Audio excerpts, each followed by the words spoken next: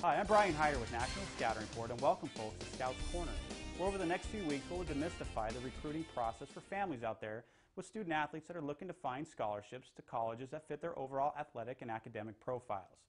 So, now let's take a look at your situation for a moment and assume you have a son or a daughter who's been playing their sport, whether it be football, basketball, baseball, softball, volleyball, swim, or water polo, to name just a few, since they were in elementary or middle school, and they look pretty good out there. Despite the fact that you're your child, they seem to show some real promise. Now, let's deal with the basics as we test your recruiting IQ. Fact or fiction? Most college coaches identify over half of their scholarship athletes by the end of their sophomore year.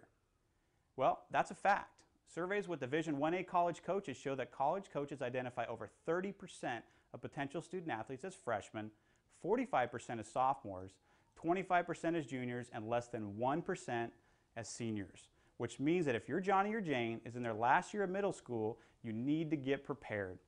As I said earlier, don't despair. We're going to help you do just that. All right, now that you're warmed up, let's try another. Fact or fiction? A college coach would prefer to be contacted by a prospective student athlete's parent rather than the student athlete themselves. If you answered fiction, you're right on. If you were a college coach, who would you rather talk to? The student athlete who's going to play and practice for you in the next 4 to 5 years and who you're considering offering money to, or mom and dad? Your son or daughter's ability to communicate in a competent and confident manner can be pivotal in impressing a college recruiter. Here are some key things to consider when speaking with a college coach, either in person, by phone, or by email. First of all, always speak respectfully and politely to college coaches on the phone and in person. Say, "Yes, sir," or "Yes, ma'am." And when speaking to a coach on the phone, speak clearly. Act like these conversations are job interviews and not locker room chatter.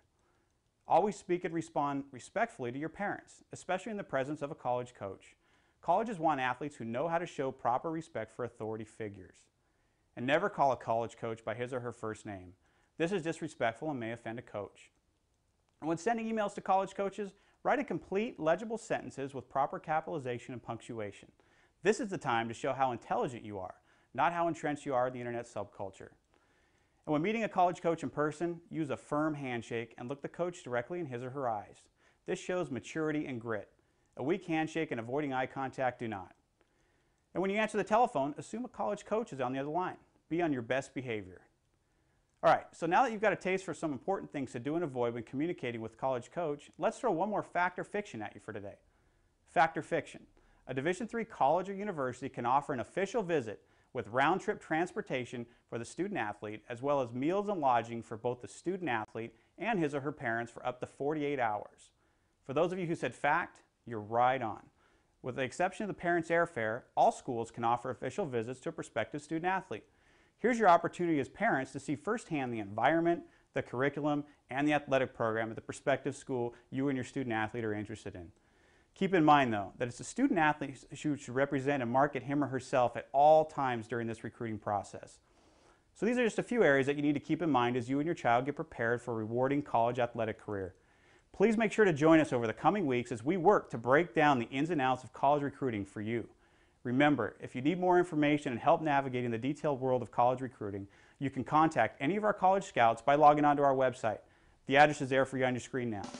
Until next time, I'm Brian Hyder with National Scouting Report, reminding you that you only have one opportunity to be recruited. Don't waste it.